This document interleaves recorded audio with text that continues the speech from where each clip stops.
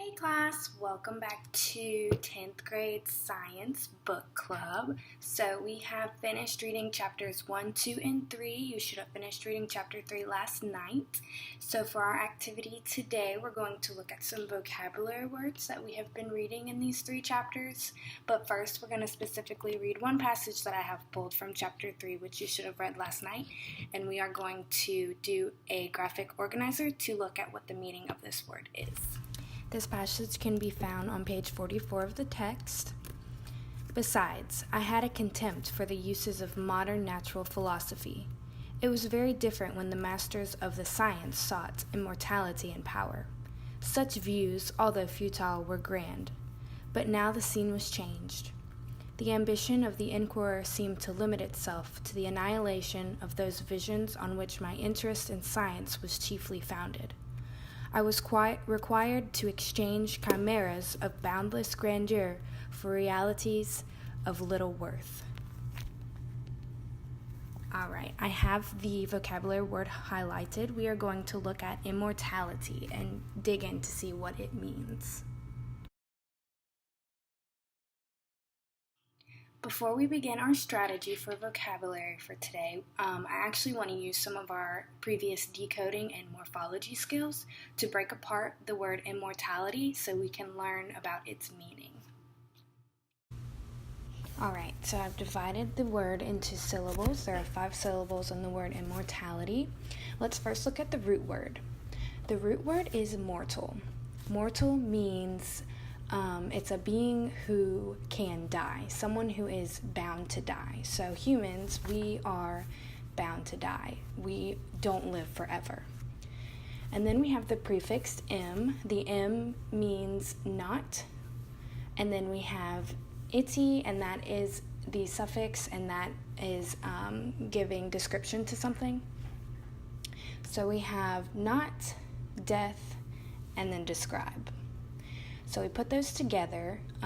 Immortality is someone who cannot die, someone who lives forever, or something who lives forever. Now that we know the meaning of our vocabulary word immortality, let's look at a vocabulary strategy that's going to help us understand it a little more. The vocabulary strategy that we're going to look at today is called the concept of definition strategy, and it is a graphic organizer that helps us visualize the vocabulary word. There are 5 major components to the concept of definition map. First, we have the concept, that would be the vocabulary word that's being studied. Then we have the category in which it falls under. Then we have the comparison. The comparison are objects or words that you can compare it to, or you can call them antonyms. Then we have properties or characteristics. So these will just be major describing words that can go along with the vocabulary word. And then we have examples. This is the concept of definition map that I created for this lesson for our vocabulary word immortality. The category I chose is state of being because it is a state of being for any object or person, immortality. We have mortality, terminable, and temporary as our comparisons.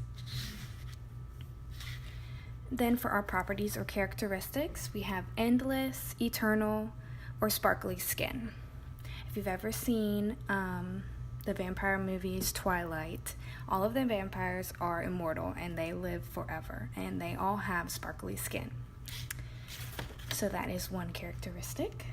For our illustrations, examples, and types, we have vampires, gods, or Nicholas Flamel from Harry Potter. He was an immortal being in the story. Now that we have done an example of the COD map, it is your turn to choose any vocabulary word that you have learned that was new to you throughout the first 3 chapters of Frankenstein.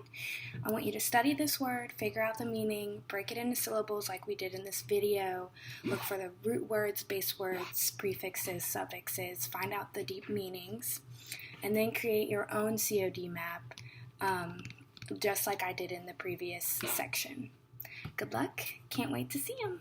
See you next week.